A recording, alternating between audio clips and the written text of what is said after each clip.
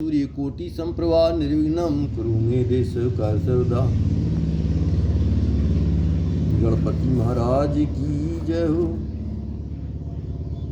महर्षि वेदव्यास ने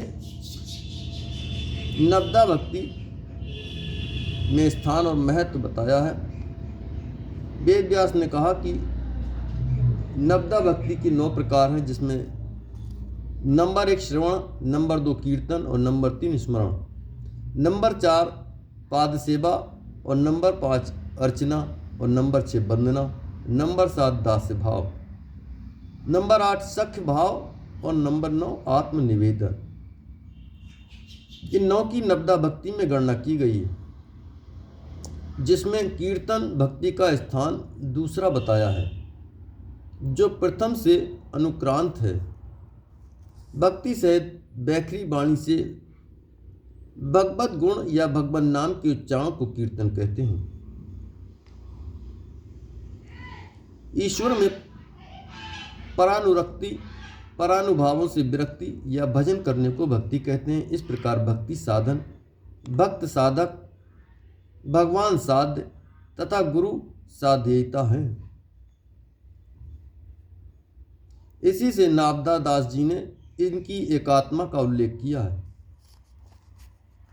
भक्त भक्ति भगवंत गुरु चतुर नाम बप एक, इनके पद बंधन किए नासत विघ्न अनेक। प्रभु प्राप्ति के लिए गुरु द्वारा निर्दिष्ट प्रभु नाम का बार बार उच्चारण करना ही संकीर्तन है। संकीर्तन के नाम, गुण, रूप, लीला, धाम आदि कई भेद हैं, लेकिन प्रभु की प्रसन्नता एवं प्राकट्य के लिए संकीर्तन से उत्तम कोई भी साधन नहीं है। अतः 9 प्रकार की भक्तियों में कीर्तन ही भक्ति का सर्वश्रेष्ठ है। कीर्तन का मुख से उच्चारण होने पर कान सुनते रहते हैं, इसीलिए प्रभु नाम एवं गुणों का श्रवण भी होता रहता है। प्रभु के जिस विग्रह के नाम या गुण का कीर्तन किया जाता है, नाम के साथ ही वो स्वरूप स्मरण हो जाता है। इसलिए स्मरण होना भी स्वाभाविक है। सुनने और पुकारने की क्रिया तभी होती है जब स्मरण होने लगता है। इस प्रकार कीर्तन भक्ति से श्रवण एवं स्मरण दोनों भक्तियां भी हो जाती हैं।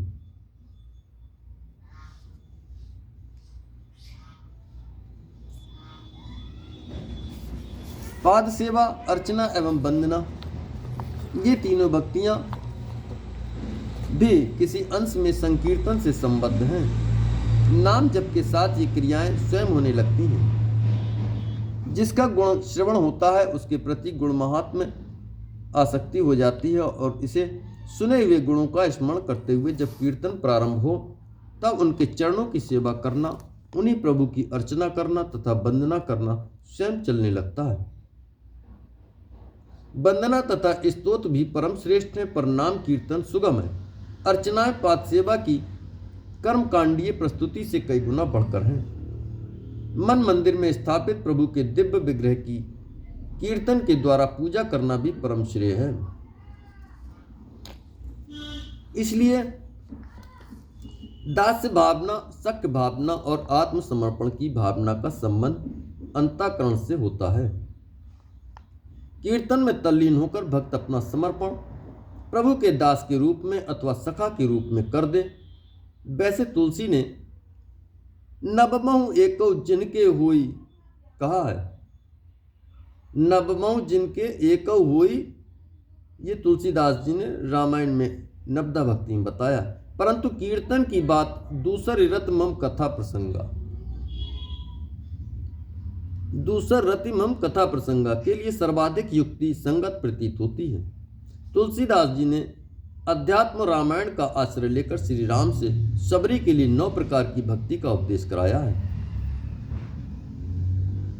प्रथम भगत संतन कर संगा, दूसर रत्नम कथा प्रसंगा, गुरुपद पंकज सेवा, तीसरी भक्ति अमान, चौथी भगत मम गुणगन करई कपट तजगान, मंत्र जाप मम दृढ़ विश्वासा, पंचम भजन सो वेद प्रकाशा, छठदम शील विरत बहुकर्मा, निरत निरंतर सज्जन धर्मा, सातप सम मोहि मैं जग देखा, मोते संत अधिक कर लेखा, आठव जथा लाभ संतोषा, सपने नहीं देखई पर दोसा, नवम सरल सब सन छल हीना, मम भरोसिए हरस न दीन।